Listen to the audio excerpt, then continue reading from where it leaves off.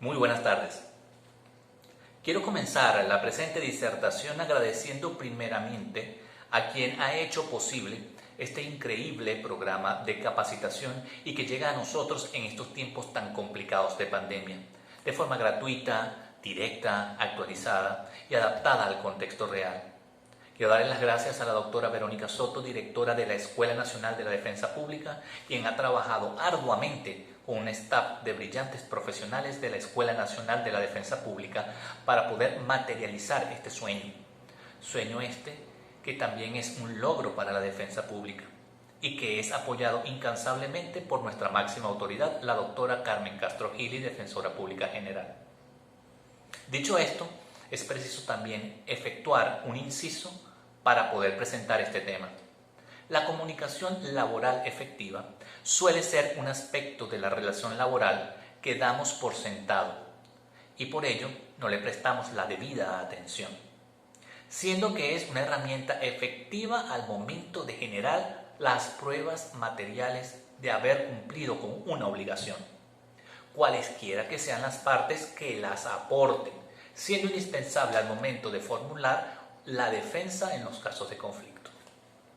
Es muy común podernos encontrar en la actualidad con relaciones de trabajo que se han transformado en tóxicas, toda vez que se han producido en el transcurso de las mismas situaciones que por no contar con una efectiva comunicación crean resentimientos y se transforman en acciones cotidianas a puntos de honor que con el tiempo en la psique del trabajador y del patrono retornan a un temprano complejo del maniqueísmo.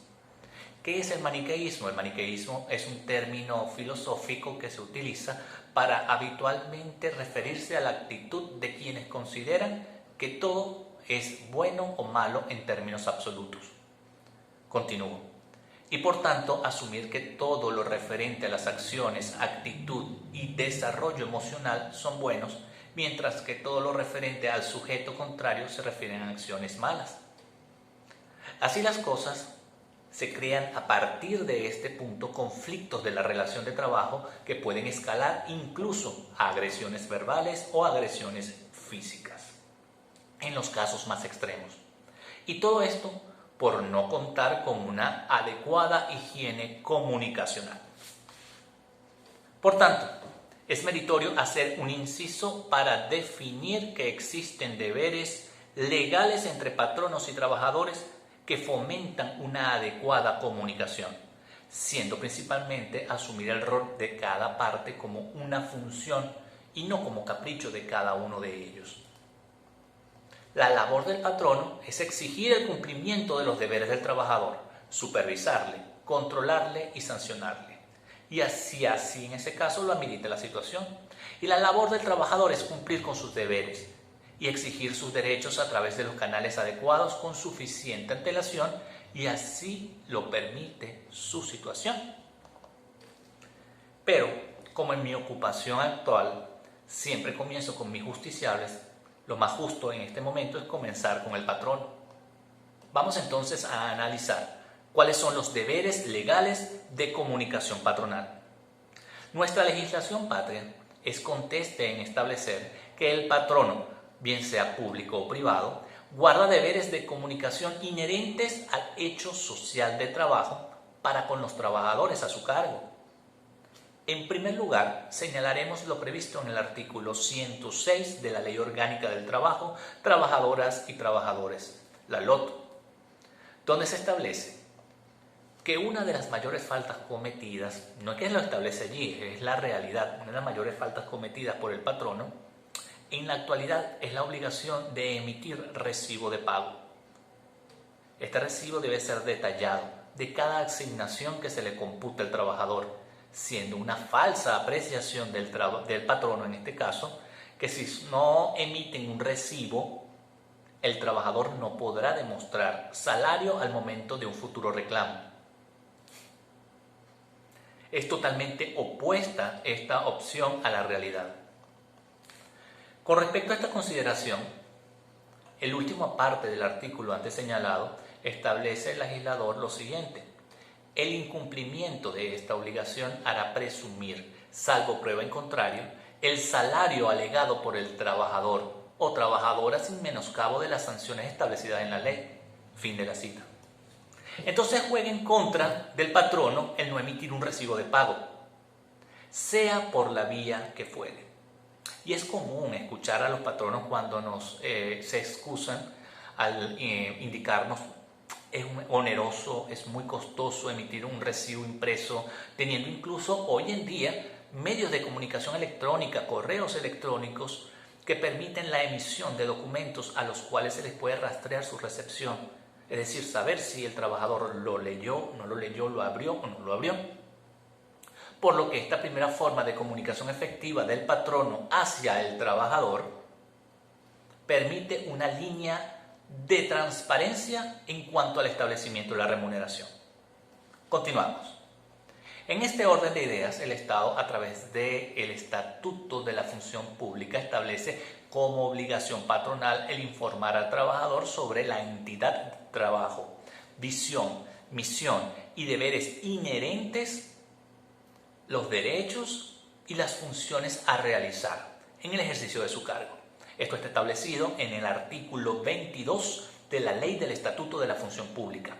Esto se traspola al patrono privado cuando en el contrato de trabajo debe incluir esta información. Pero, y se preguntarán, ¿no es necesario? Es obvio que si contrata un aseador o un obrero para mantenimiento, se sobreentiende qué es lo que debe hacer o cuáles serán sus funciones. Nada más alejado de la realidad. En este punto es necesario definir y limitar las labores que ejerza cada trabajador, ya que el patrono mal puede exigir algo que se extralimite de las funciones del cargo, pero el trabajador no se puede negar a cumplir con lo exigido dentro de las funciones inherentes al cargo que aceptó ejercer y para el cual firmó. Hilando lo anterior, existe una zona gris que muchos patronos tratan de utilizar al momento de agregar en el contrato la frase y demás funciones que les sean asignadas por su supervisor, ignorando que estas funciones no pueden ser ilimitadas, deben referirse exclusivamente a los límites de la estructura del cargo. Mal puede un obrero, por llamado anterior, ejercer funciones de vigilancia, producción o atención al público, porque las responsabilidades de esas labores, esas responsabilidades que ameritan esas labores, no fueron aceptadas por el trabajador al momento de iniciar la relación de trabajo. Otro deber inherente al patrono, cuando se trata de aplicar sanciones al trabajador, es informarle por escrito sobre ello. Es decir, si el empleado o trabajador ha cometido una falta y se debe levantar un acta o un llamado de atención, estos deben ser opuestos al mismo, ya que la intención de estas sanciones o correctivos es que el trabajador reflexione sobre el incumplimiento de su deber y corrija la actitud. En caso contrario, acudir ante los órganos competentes o acudir ante las instancias competentes. El legislador no pensó en establecer un nuevo compendio del martillo de las brujas. El martillo de las brujas se refiere a aquel compendio escrito que inició la Inquisición en época del oscurantismo. Seguimos. Aunado a ello, todo procedimiento levantado contra el trabajador debe garantizar, de conformidad con lo establecido en el artículo 49 de nuestra Constitución de la República Bolivariana de Venezuela, el derecho a la defensa y el debido proceso. De lo contrario, su validez, acción, efectividad son susceptibles de una nulidad absoluta. En este orden de ideas, existen otras actividades que deben ser debidamente notificadas por escrito al trabajador, como por ejemplo, la asignación del disfrute de vacaciones, el cambio de horario, modalidad de trabajo, aplicación de guardias, sustitución de patrono o reubicación laboral. Claro, estas últimas deben ser debidamente previa autorización del Ministerio del Poder Popular para el proceso social de trabajo a través de sus inspectorías del trabajo. En resumen, para el patrono es más sano y efectivo ser sincero y notificar adecuadamente por escrito, salvaguardando las responsabilidades que le puedan o no ser reclamadas por el trabajador a futuro. Es parte de las previsiones que los departamentos de talento humano, recursos humanos o servicios al personal deben observar y archivar en la carpeta laboral de cada trabajador para facilitar a los abogados de la entidad de trabajo un mejor análisis de la situación y poder plantear un medio idóneo de resolución del conflicto legal. Así las cosas, pasamos a analizar ahora los deberes legales inherentes a la comunicación por parte del trabajador.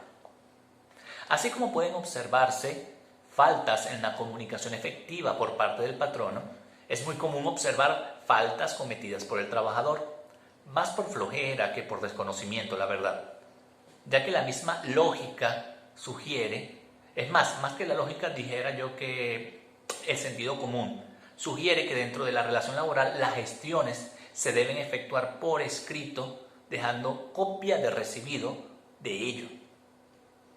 En el ejercicio de mi labor es muy común encontrarse con excusas tales como: yo no sabía, mi jefe sabía lo que pasaba, es que no tengo computadora, o yo se lo mandé por un email. O la más recurrente: yo se lo dije a María para que se lo dijera a Petra, para que le dijera a José, y como José tiene la oficina al lado del jefe, me imagino que él le debió decir.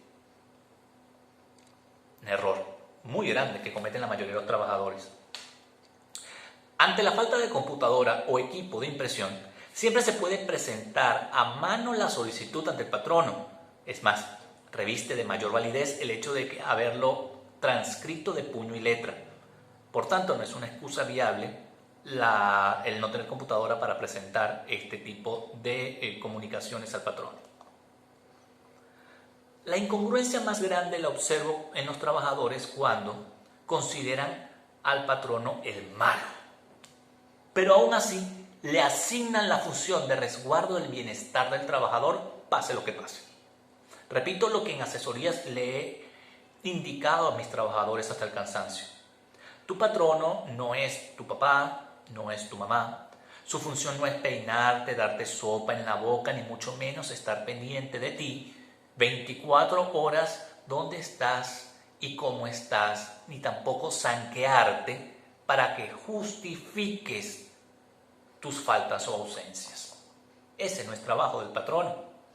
Es el trabajador que tiene que exigir sus derechos, pero haciendo uso de los medios otorgados por el legislador para ello. En primer lugar, está el caso de la solicitud del permiso, sean permisos remunerados o no remunerados, sean de obligatoria concesión o no. Se debe solicitar por escrito y con suficiente tiempo de antelación para garantizar una respuesta escrita, o por lo menos acceder a los recursos que a bien tiene el trabajador para su ratificación. Claro está, esto es en el caso de permisos que no sean de emergencia o de fuerza mayor. Que no quiere decir que el trabajador se ausenta y ya, se fue del trabajo porque tenía un caso de fuerza mayor, sino que esto tiene un protocolo. Ahondemos un poco en ello. En el caso de permisos que sean de fuerza mayor o de emergencia, el trabajador debe dirigirse a su supervisor inmediato, notificar verbalmente lo acontecido, y si dentro de sus funciones se encuentra de responsabilidad de un personal o material importante, éste debe entregar la responsabilidad a su supervisor inmediato y retirarse. Contado a partir de este momento, el trabajador tiene 3 días hábiles para presentar por escrito a su patrono justificación de ausencia, con su debido recaudo de fe de lo acontecido. Si el caso es un fallecimiento de un familiar, igual debe cumplir dentro del lapso correspondiente con dicha justificación, salvo expresa extensión del patrono, que en solidaridad con el duelo que esté sufriendo el trabajador, se lo haga saber. Al igual que los permisos de obligatoria concesión, y aunque la ley obligue al patrono a concederlos, los mismos deben ser requeridos por escrito con suficiente antelación y deben ser justificados por escrito. Todo ello va en atención a salvaguardar la responsabilidad de trámite adecuado, que en este caso tiene el trabajador. Esto también le ayuda al trabajador en los casos de presentarse posibles descuentos de nómina o sanciones administrativas por falta al trabajo. En este sentido, es también común observar cómo en muchas ocasiones presentan departamentos de recursos humanos o superiores inmediatos que se niegan a la recepción de comunicaciones para su trámite.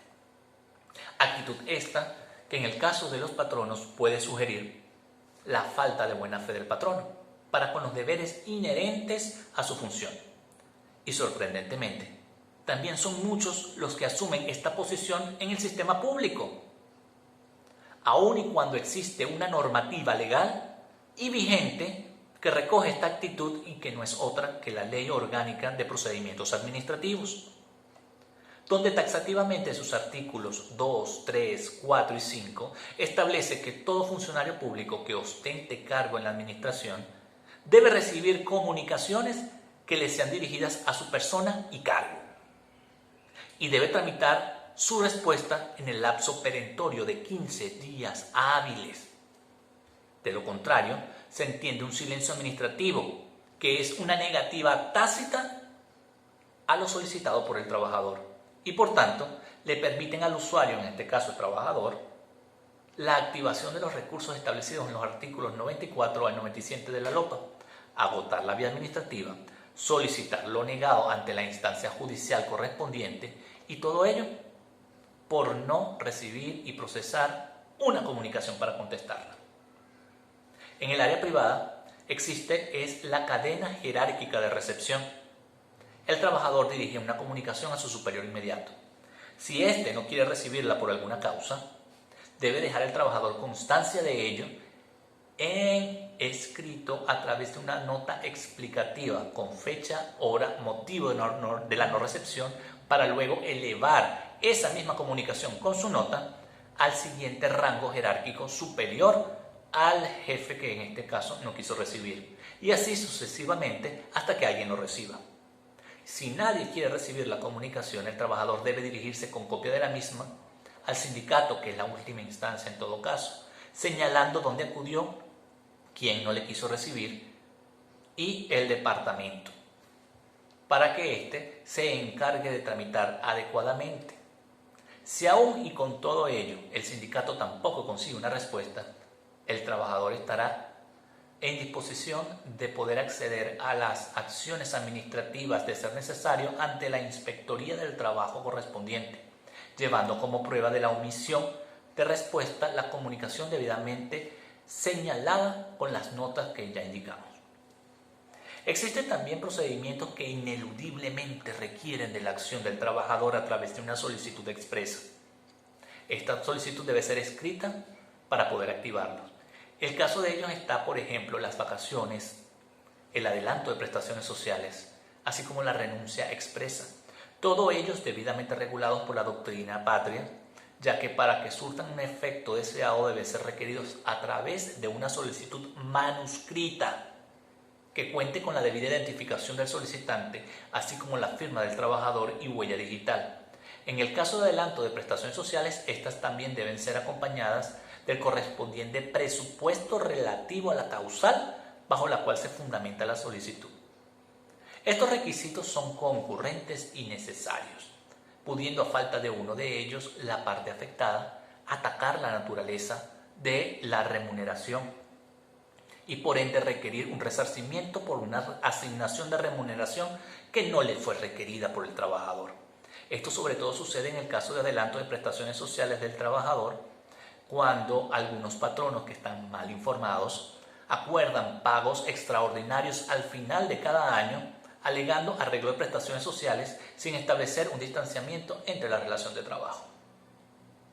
Bueno, continuando, abro un inciso también para aclarar lo de las vacaciones. Toda vez que el trabajador solo puede acumular hasta un máximo de 2 vacaciones, siendo que si tiene más de 2 vencidas, la Ley Orgánica del Trabajo, trabajadoras y trabajadores le asigna como deber al patrono salvaguardar la salud del trabajador a través del disfrute de vacaciones, para lo cual el patrono debe ejercer su deber también por escrito para asignarle el disfrute correspondiente a la mayor brevedad posible. Las vacaciones son un derecho humano tienen rango constitucional y su disfrute y pago, según la Ley Orgánica del Trabajo, trabajadoras y trabajadores, forma parte de los deberes inherentes a la función patronal. Tanto para el trabajador como para el patrono, debe existir una guía de comunicación efectiva que le permita el resguardo de los intereses de cada parte. Así las cosas. En los casos que se manifieste el acoso laboral o acoso sexual, el trabajador afectado inmediatamente al producirse la acción de hostigamiento debe generar por escrito, continuamos con los deberes de comunicación, por escrito, de una carta fundamentada a su superior inmediato, solicitando el cese de hostilidad con el fin de reanudar una relación de trabajo armoniosa, y en esta comunicación se debe detallar los eventos suscitados con lujo de detalle: fecha, hora, sitio, acción, testigos y cómo esta situación le afecta psicológica y emocionalmente. Si no es recibida, debe agotarse la vía administrativa, en este caso, de entes públicos, y la cadena de jerarquía en el caso de los entes privados, como ya lo hemos señalado anteriormente. Por lo antes expuesto, vale la pena destacar entonces que la protección al trabajador ante las comunicaciones que interponga con su patrono surgen en atención a la mejoría de su medio ambiente de trabajo, y esto está previsto en el artículo 53 de la Ley Orgánica de Prevención, Condiciones y Medio Ambiente de Trabajo, la LOPSIMAT, que cito a continuación en su artículo 53. Los trabajadores y las trabajadoras tendrán el derecho a desarrollar sus labores en un ambiente de trabajo adecuado y propicio para el pleno ejercicio de sus facultades físicas y mentales, y que garantice condiciones de seguridad y salud y bienestar adecuados. En ejercicio del mismo tendrán derecho a, entre los que vamos a señalar el punto número 13, expresar libremente sus ideas, opiniones y organizarse para la defensa, el desarrollo de la vida, a la salud y a la seguridad en el trabajo. Y el punto 14, ser protegidos del despido o de cualquier otro tipo de sanción por haber hecho uso del derecho consagrado en esta ley, además de las normas que requieren la materia. Fin de la cita. Por tanto, en lugar de entender como agresión a una comunicación ante su departamento, esto va para los patronos. Véanlo como una oportunidad para ejercer las acciones para las cuales se prepararon como patrono y hacer uso de los medios alternos de resolución de conflicto, tomar el asunto en sus manos y llevarlos a su terreno para poder mejorar las fallas que se pueden estar cometiendo y presentando, porque nadie es perfecto, sino que se busca la eficiencia, se ahorra en procedimientos administrativos y judiciales y genera una mayor confianza entre sus trabajadores y representados. En el caso de los trabajadores, deben dejar el miedo a ejercer su derecho a comunicarse, siempre y cuando lo hagan con respeto, consideración, pero asertivamente, a través de los medios que le fueron concedidos para ello. Redactar una solicitud no es motivo de temor, a menos que se esté cometiendo una falta. Y en este caso hay que comprometerse, si se está cometiendo una falta, hay que comprometerse a cambiar la actitud y mejorar el servicio que se presta. Finalmente, la recomendación a todos los participantes. Todo lo alegado en materia laboral debe quedar con constancia en escrito. De lo contrario, es un rumor o un chisme, y en un tribunal no se puede ventilar ni un chisme ni un rumor. Les dejo entonces con una reflexión de Manuel Castells. La mayor parte de los trabajadores somos desechables, excepto si ejercemos nuestro derecho a existir como seres humanos y ciudadanos mediante la acción colectiva. Muchísimas gracias por la atención. Muchísimas gracias a la doctora Verónica Soto, a la Escuela Nacional de la Defensa Pública, a nuestra máxima autoridad, la doctora Carmen Castro Gili, y a todos ustedes por participantes. Muchísimas gracias, espero que les sirva este material y que lo aprovechen y lo utilicen. La función que estamos haciendo acá en materia formativa es beneficio para todos. Muy buenas tardes y muchísimas gracias.